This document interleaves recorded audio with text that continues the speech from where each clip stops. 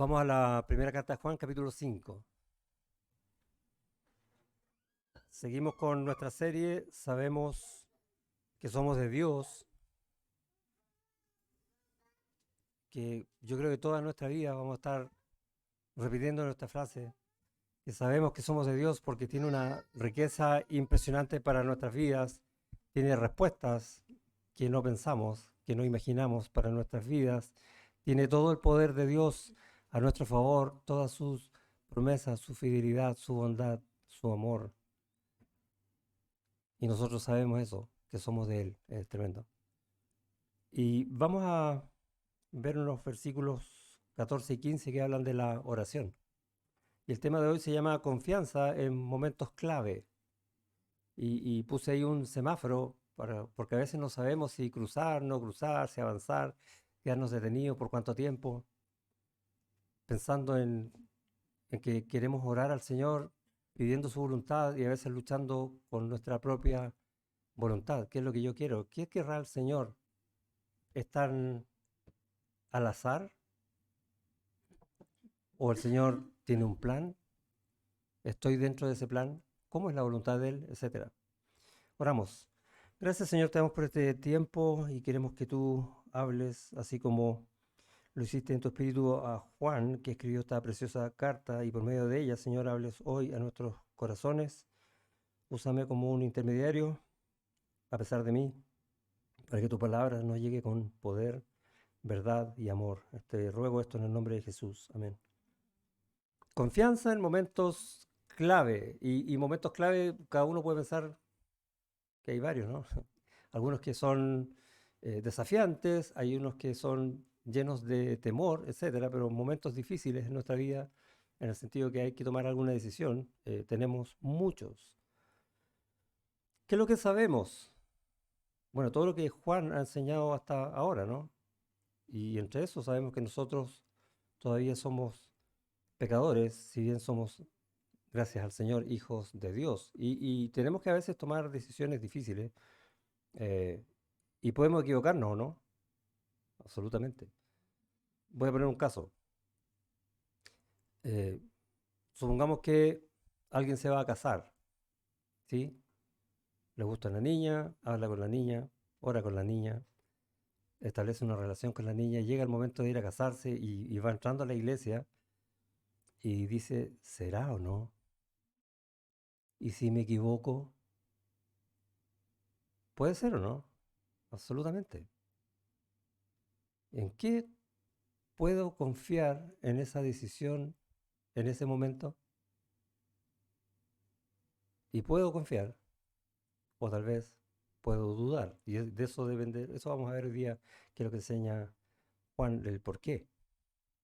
¿Por qué una? ¿Por qué otra? Sabemos que Cristo es el Salvador. Eso lo tenemos cierto en nuestra vida. ¿Sí? Vamos a repasar qué cosas tenemos ciertas en nuestras vidas, aparte que nosotros somos pecadores. ¿Sí? Que Cristo es el Salvador y nos salva de nuestra condición para hacernos ahora hijos de Dios santos en Él. Sabemos también que en Él tenemos vida, y eso estuvimos viendo el domingo pasado. Recuerda que tenemos vida eterna, y esa vida eterna, ¿qué es lo que es? Comunión con Él, una vida junto con Él. Siempre cuando uno habla de vida eterna piensa en el futuro. No, la vida eterna ya la tenemos hoy, para vivir de Él, dependiendo de Él, sometidos a Él en todo lo que Él dice en su palabra. Eso lo sabemos. Ahora, que lo usemos todos los días es distinto, ¿sí? Que leamos todos los días su palabra, que realmente dependamos de Él en todas las cosas que nosotros queremos, a veces no es así, pero sí sabemos que tenemos eso, ¿sí? Y podemos a veces incluso dar testimonio de cómo el Señor nos ha llevado de un lugar A un lugar B en nuestras vidas, de forma que a veces nosotros ni siquiera imaginábamos, o mejor de lo que nosotros pensábamos o habíamos puesto antes en oración, porque el Señor hace esas cosas y eso lo sabemos y damos testimonios y compartimos esos testimonios para animarnos unos a otros. Sabemos entonces esas cosas. ¿Qué otras cosas sabemos en nuestra vida? Que nuestra vida fue cambiada por Cristo para dar testimonio de que somos hijos de Dios. ¿Y cómo damos testimonio de eso? De varias maneras, principalmente obedeciendo al Señor en todo. o seguir en saco en todo, obedeciendo al Señor, eso no es mejor, ¿no? No, en todo. Eso lo sabemos. Ahora que lo hagamos es otra cosa. Y lo obedecemos por amor, porque amamos a Dios por sobre todas las cosas. ¿A quién tenemos primero en nuestro corazón? Al Señor. Eso lo sabemos, nuevamente, no es necesariamente lo que hagamos siempre. Y Dios nos enseña esas cosas. De hecho, ahí Juan en el capítulo 3 dice, mirad cuán amor nos ha dado el Padre para que seamos llamados hijos de Dios. ¿Cuánto amor hay ahí?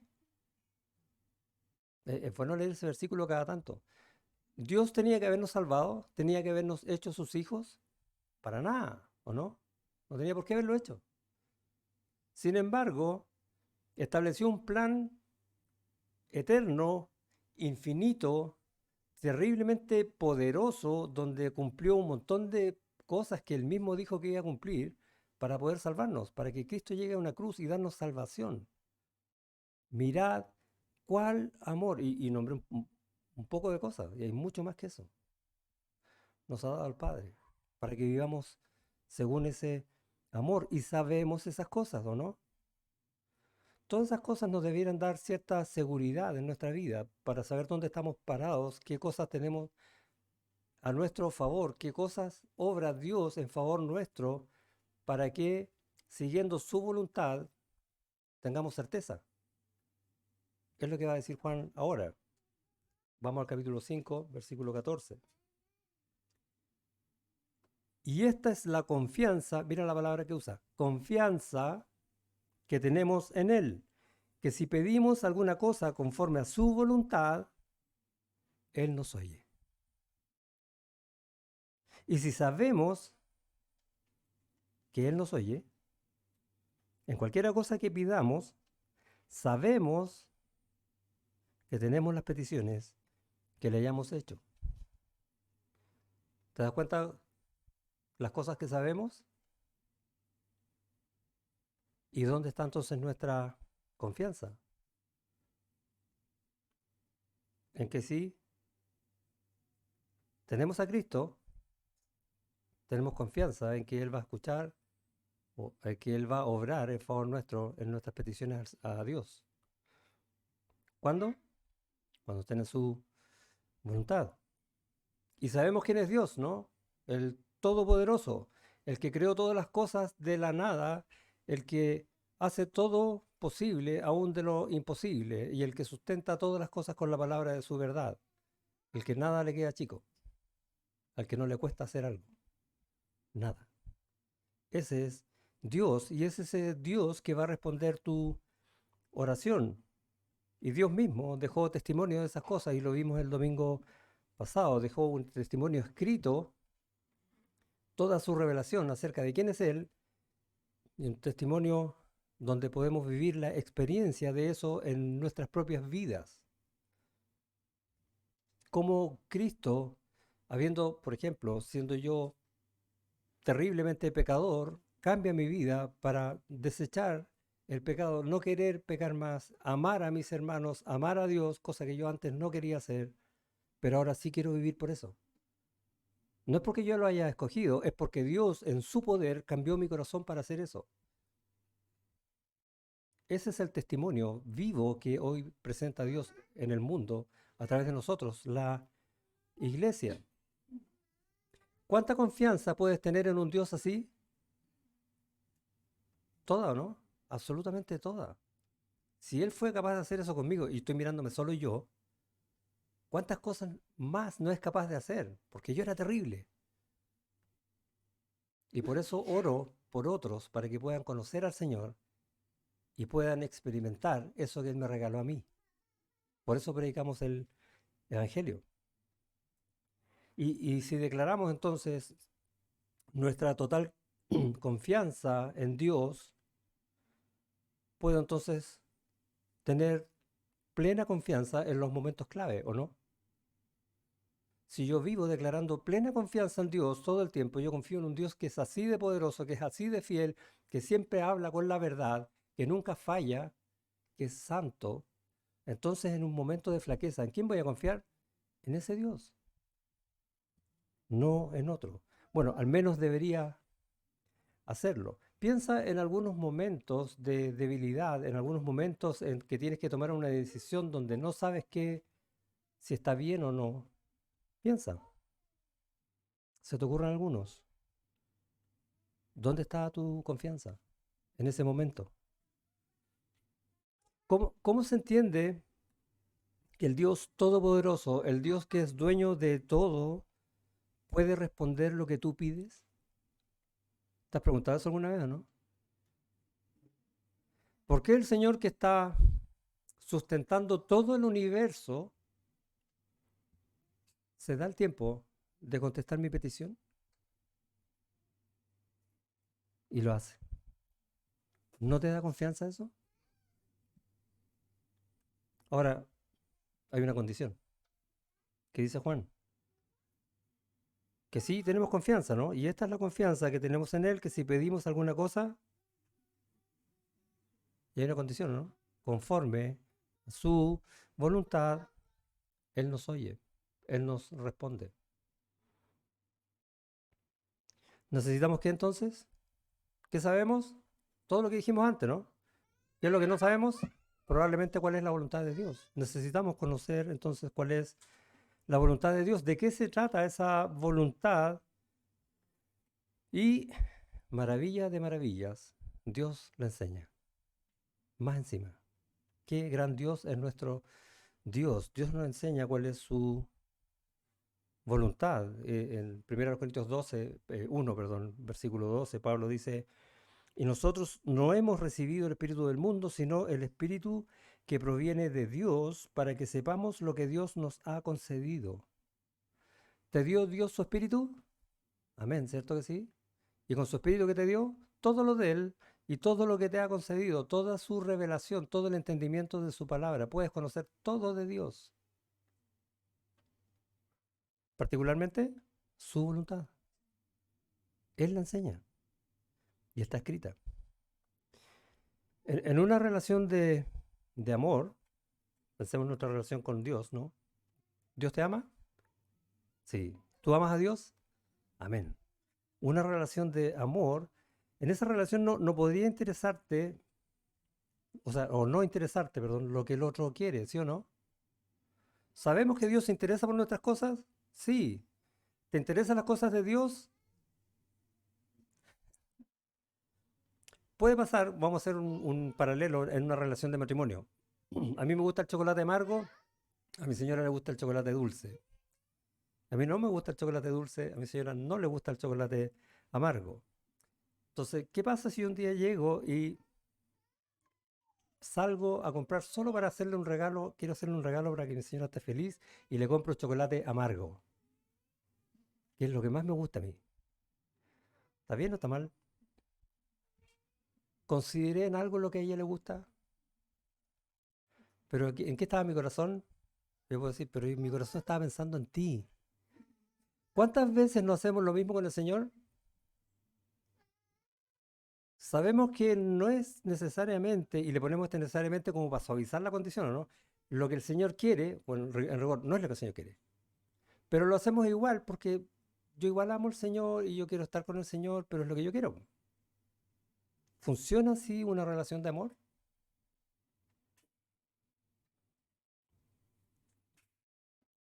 En Efesios, capítulo 1,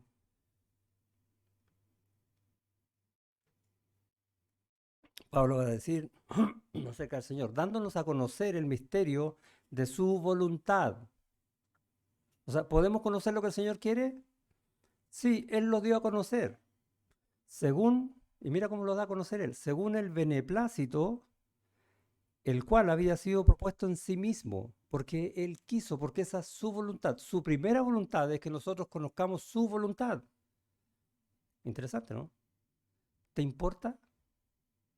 ¿Te importa que esa sea la voluntad del Señor, que tú conozcas su voluntad en el día a día?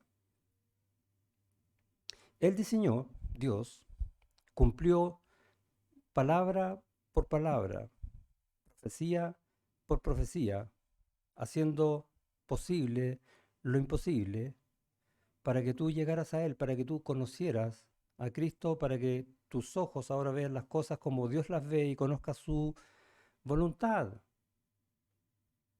¿Van a seguir siendo los chocolates para ti?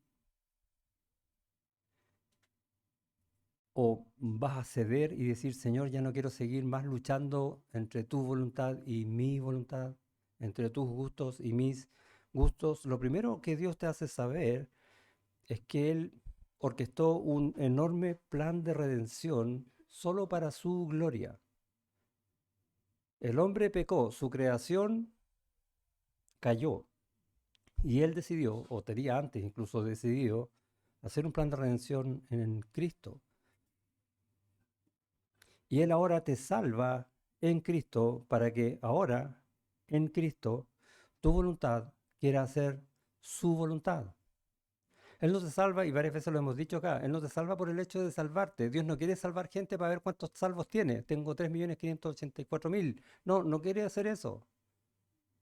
Él salva para su gloria, para que tú quieras hacer su propia voluntad, cumplir sus propósitos y muchos más lleguen a Cristo, para que su gloria sea vista en esta tierra por medio de la iglesia hoy. Así está trabajando hoy y hace todas esas cosas, orquesta una serie de actos, y cada uno puede verlo en su propia vida personal, de cómo llegó a Cristo, para mostrar su gloria, para que cambie vidas, cambie corazones, de tal manera que esos corazones, el tuyo y el mío, hoy, quieran hacer su voluntad y no la nuestra. Ese es el primer paso para entender su voluntad, entender el plan de redención. Suena como simple, ¿no? Y cuando yo entiendo ese plan de redención en mi vida, o de otra manera puedo decirlo así, cuando yo sé la razón por la cual yo soy salvo. ¿Por qué eres salvo? ¿Qué respuesta tienes? Tienes respuesta, ¿no? Yo soy salvo porque Dios me tiene en este mundo para cumplir su voluntad, para su gloria, para que otros vean su gloria. ¿Sí? ¿Cómo? Haciendo su voluntad. Yo. Para eso soy salvo. Los jóvenes están terminando el año, terminaron las clases. Y si estuvieran en clases, tienen que preguntarse, bueno, ¿cómo estoy haciendo o buscando la voluntad del Señor en mis estudios? ¿Se han hecho alguna vez esa pregunta, no? ¿Tienen respuesta? O tal vez estén soñando con un día me voy a casar. ¿Y con quién me voy a casar?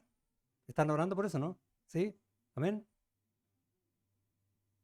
¿Y qué de la voluntad del Señor hay en eso? ¿Cuánto de todos tus deseos los estás sujetando a la voluntad del Señor para hacer la voluntad de Él? Porque te aseguro que la respuesta de Dios en esas peticiones va a ser siempre la correcta. La tuya a lo mejor no, pero la de Dios sí. Los matrimonios con sus hijos. ¿Cómo están proyectando la gloria de Dios en sus hijos en cuanto al hacer su voluntad? ¿Cuán ejemplo somos los padres a nuestros hijos de hacer la voluntad de Dios en el hogar? Y después nos preocupamos porque los hijos no hacen la voluntad de Dios, pero no nos miramos nosotros. ¿Cuántas cosas que tenemos que tomar decisiones como familia, como matrimonio, estamos sometiendo a Dios, a la voluntad de Él? Vienen las vacaciones. ¿Dónde vamos a ir? ¿Qué dijo el Señor? Y varias veces, o sea, o algunas veces incluso le hemos dado testimonio de que a veces hemos estado orando por vacaciones y resulta que el Señor dijo, no en este tiempo. Y no hubo vacaciones. Porque a veces la voluntad del Señor tiene cosas mayores. ¿Y qué hago con eso? ¿Lucho? La respuesta en mi corazón carnal, pecador, es sí, lucho. Y me enojo. Porque es normal. Pero lo importante es que si, como partimos hoy día, sabemos que Dios es ese Dios que hizo todo lo que Él hizo para que nos ponernos en el lugar donde nos puso. Si sé eso, entonces ¿por qué voy a insistir yo en mi voluntad y no en la de Él? ¿Por qué voy a seguir peleando? A veces pasan cosas dolorosas, problemas de salud, enfermedades o muerte incluso. ¿Está eso en la voluntad de Dios o no? O, Señor, ¿por qué pasó esto? Bueno, hacemos esa pregunta, Señor, ¿por qué? Y la respuesta la sabemos, porque está en la voluntad de Dios. Ahora, que entendamos o no entendamos el momento, el cómo y todo, eso es otra cosa. Está dentro de los misterios que Dios maneja, que no necesariamente lo vamos a entender, pero sí sabemos que Dios es soberano, que Dios es bueno siempre, que siempre vamos a estar sustentados en su mano por su gracia, ¿o no? Y todas estas cosas terribles que pueden pasar en nuestras vidas también están ahí. No han dejado de estar en el control de Dios y en su voluntad, aunque no lo entendamos. Es cosa de ver la escritura y Dios, como dije, enseña a nuestro corazón su voluntad. ¿Se acuerdan de José o no? José estaba convencido que iba a ser príncipe. ¿Se acuerdan del sueño de las espigas y todo eso? Y terminó preso. Y cuando pensaba que iba a salir, no salió y siguió preso. ¿Qué pensaba entonces? ¿Qué, qué si uno de ustedes hubiese sido José y no él? ¿Qué habrían dicho? ¿Qué pasó con la voluntad de Dios? Y vemos que al final Dios sí cumplió su voluntad. Lo que pasa es que en el intertanto cambió el corazón de José. Y a veces tenemos que preguntarnos eso. ¿Será que la voluntad de Dios realmente es cambiar mi corazón? Porque la voluntad de Dios es cambiar tu corazón también. Moisés, Moisés sabía, y lo vemos allá en Hechos 7, que él iba a ser el designado para libertar el pueblo de Egipto. Pero no en el tiempo que él dijo. Era en el tiempo de Dios. Y a veces vamos a estar orando y recordemos la figura del semáforo y nos van a poner luz amarilla. Espera, ¿cuánto? ¿2 días? ¿3 días? 40 años. Pablo, cuando se convirtió, lo único que quería era evangelizar a cuanta persona se le pusiera por delante. 14 años estuve esperando. Daniel, hoy tenemos un ejemplo al contrario. Daniel, siendo un joven, lo toman preso, se lo llevan deportado a Babilonia. ¿Entendía lo que pasaba o no? No entendía nada. ¿Y qué hizo él? Él propuso en su corazón hacer la voluntad de Dios y lo dice tal cual la Escritura, ¿no? Y cuando avanzó en edad y debe haber tenido unos 60 u 80 años, y vemos allá en Daniel en el capítulo 6, él seguía orando fielmente a Dios 3 veces al día. Aunque por eso lo iban a tomar preso, no importa. Él siempre hizo la voluntad de Dios y tenemos un ejemplo de que Dios muestra su voluntad y que nosotros también podemos hacerla como lo hizo Daniel. No tenemos excusa. En el corazón de Cristo tenemos el ejemplo máximo, está el hacer la voluntad de Dios. En Juan capítulo 4, cuando se encuentra con la mujer samaritana y se encuentra ya de vuelta con los discípulos, había pasado la hora del almuerzo, y le preguntan, ¿y has comido? Y él le dice que su comida es que haga la voluntad del que me envió y que acabe su obra. Eso enseña el Señor Jesús. Y pudiera ser una frase para nosotros, que nuestra comida o nuestro primer alimento es hacer la voluntad de Dios y cumplir su propósito, ¿o no? Una buena enseñanza. El mismo Señor, cuando ya estaba a punto de morir en el monte Getsemaní, dice, no se haga mi voluntad, sino la tuya. Y estamos hablando de algo terriblemente fuerte, que Él sabía el precio. Estamos hablando de la ira de Dios sobre alguien. Pero si esa es la voluntad de Dios, que se haga. ¿De qué queremos arrancarnos nosotros con tal de que no se haga la voluntad de Dios? Señor, ya, pero mañana, no todavía. Si este sentir no está en tu corazón, si te preocupan más tus propios deseos o estás más afanado en tus planes, es muy difícil que puedas estar en la voluntad de Dios. Sería una coincidencia, pero es muy difícil. ¿Necesitas orar? Absolutamente no. Para buscar la voluntad de Dios. Jesús oraba siempre. Y es interesante este tema, porque uno se pregunta, bueno, ¿y por qué Jesús, Jesucristo, siendo Dios, oraba? Nos han hecho esa pregunta, ¿no? Y tenemos una respuesta que nos satisface así como nos tranquiliza un rato y decimos, bueno, porque nos enseñaba con eso para seguir el ejemplo. Sí, pero eso es parte de, pero él seguía orando de corazón. ¿Por qué? Si es Dios. Yo y el Padre uno somos, dijo allá en Juan 10:30. Sin embargo, oraba. La historia bíblica y la historia de la iglesia enseña también que hombres santos, de hombres santos que daban gran importancia a la oración, horas de oración. John Wesley, uno de los grandes compositores de himnos, bueno, un gran predicador también, oraba mínimo 4 horas al día. Y él decía que alguien que se considere digno de ser llamado cristiano debería orar al menos eso, 4 horas al día. ¿Cómo estamos? A la semana te creo, pero el día no estoy. Yo por lo menos no estoy ahí, no sé tú. Y descubro entonces que me falta vida de oración para seguir la voluntad de Dios, para escuchar la voluntad de Dios por medio de la oración. Y como les dije, el profeta Daniel oraba ¿cuánto? Todo el tiempo, años de años, lejos de Jerusalén, siguió orando, jamás falló. Y tenemos ejemplo.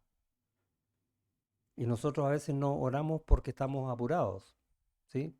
Oh, me quedo dormido, tengo que salir rápido, oro después.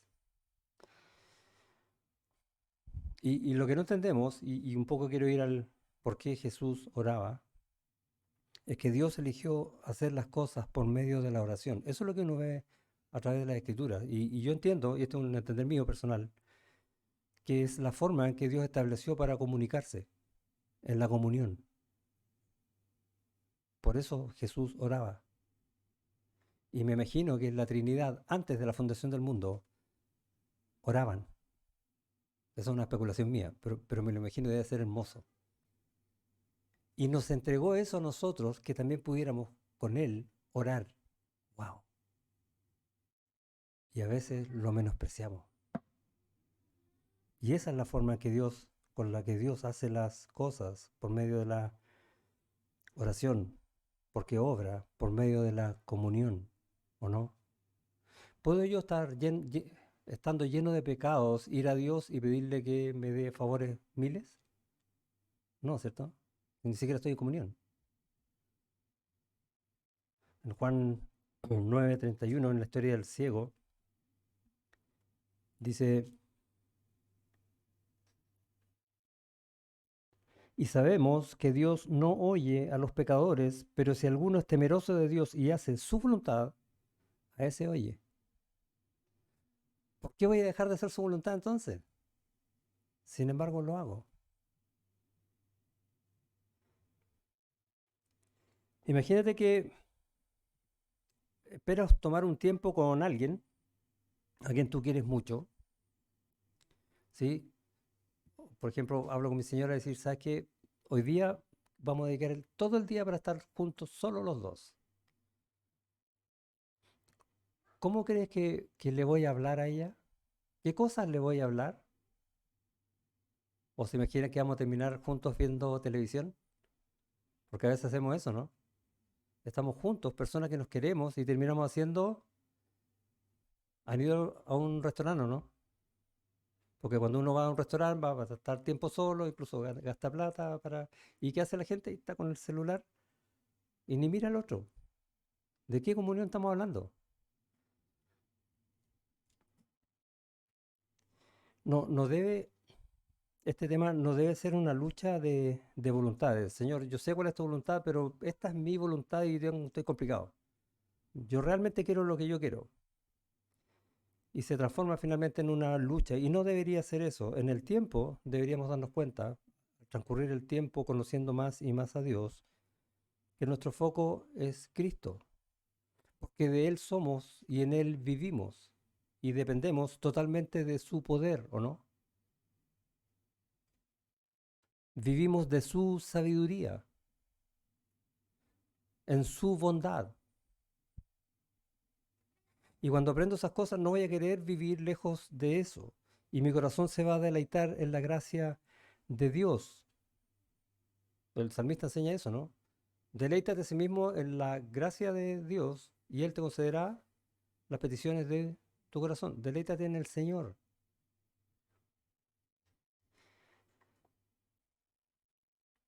Y es lo que enseña también ese famoso pasaje allá en Romanos 8, 28, 29, ¿no?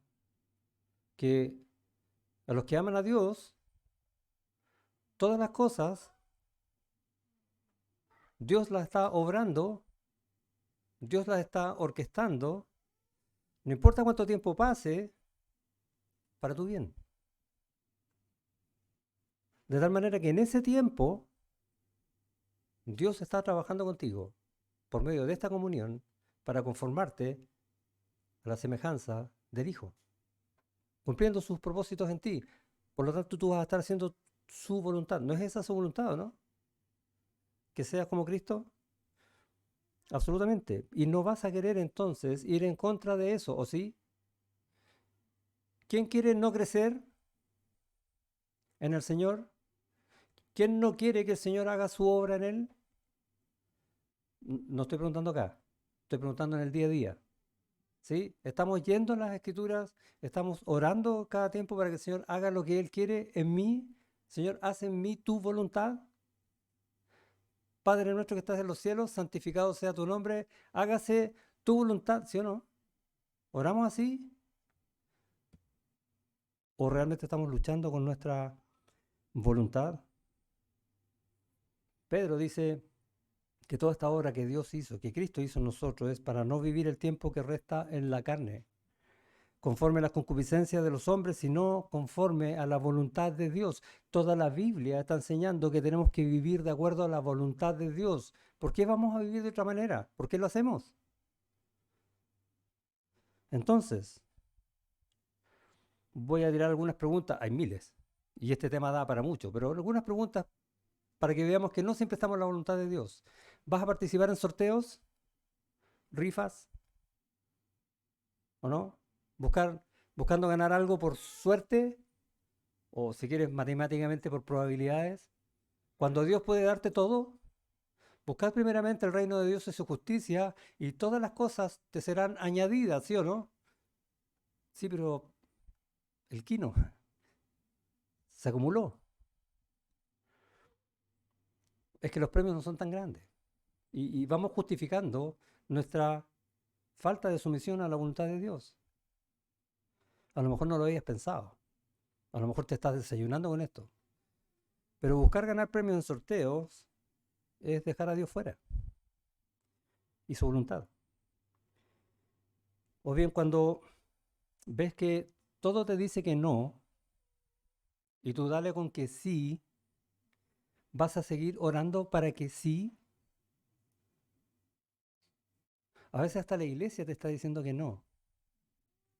Pero tú dices, los hermanos están equivocados. ¿Sí? Va el pastor y te dice, hermano, no es así. No sigas con esto. Y tú dices, el pastor me tiene mala. Porque no es lo que yo quiero.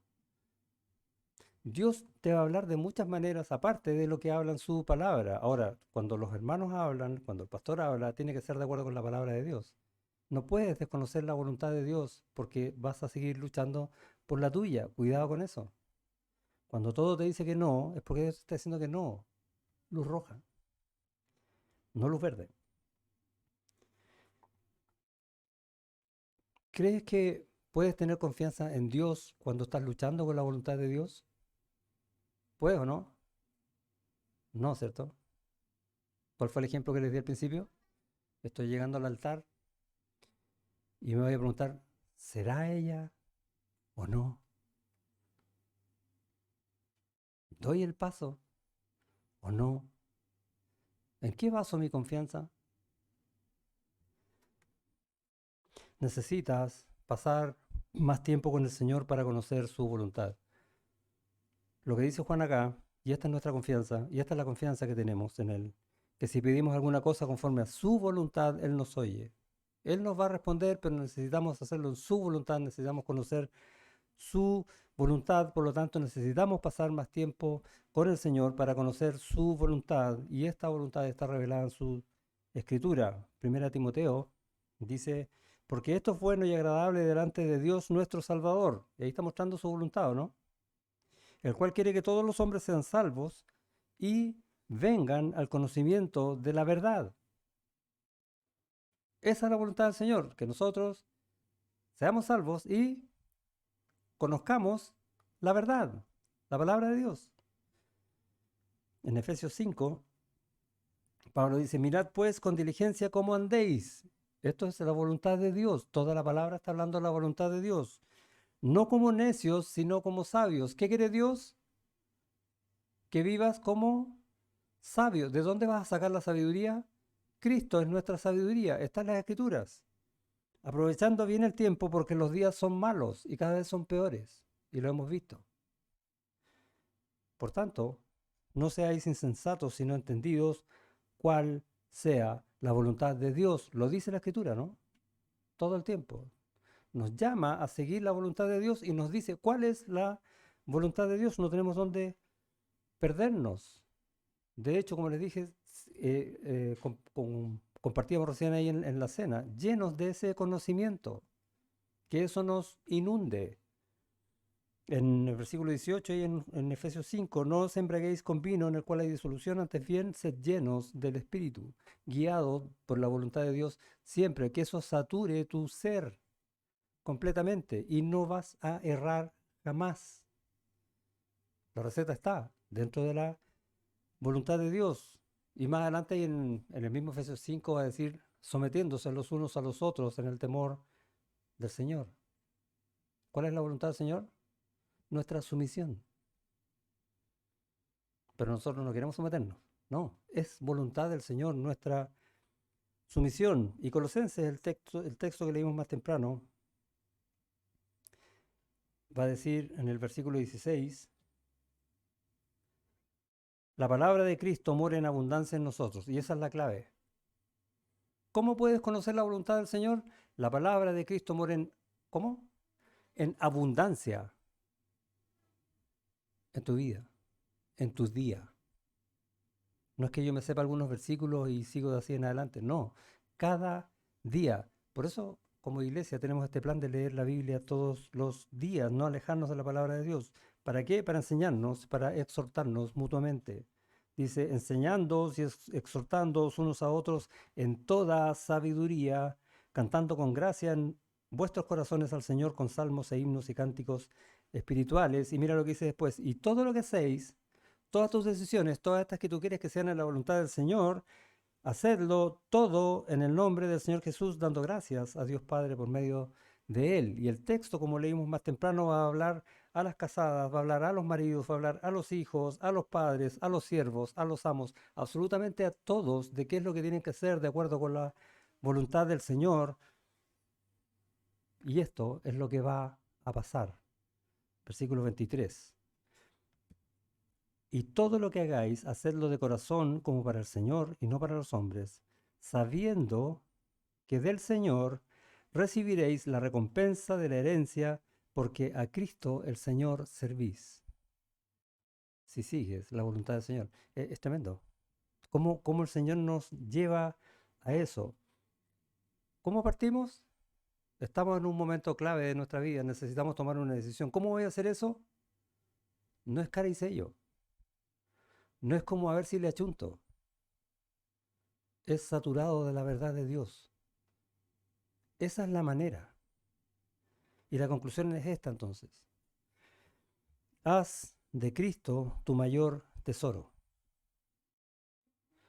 Que eso sea lo que domina tu vida, tu corazón, tus pensamientos. Haz de Cristo tu mayor tesoro. Que Él sea el deleite de tu corazón. que esté siempre en el centro de su voluntad, que Él esté siempre en el centro de tu voluntad. Y nunca vas a fallar. En el momento clave,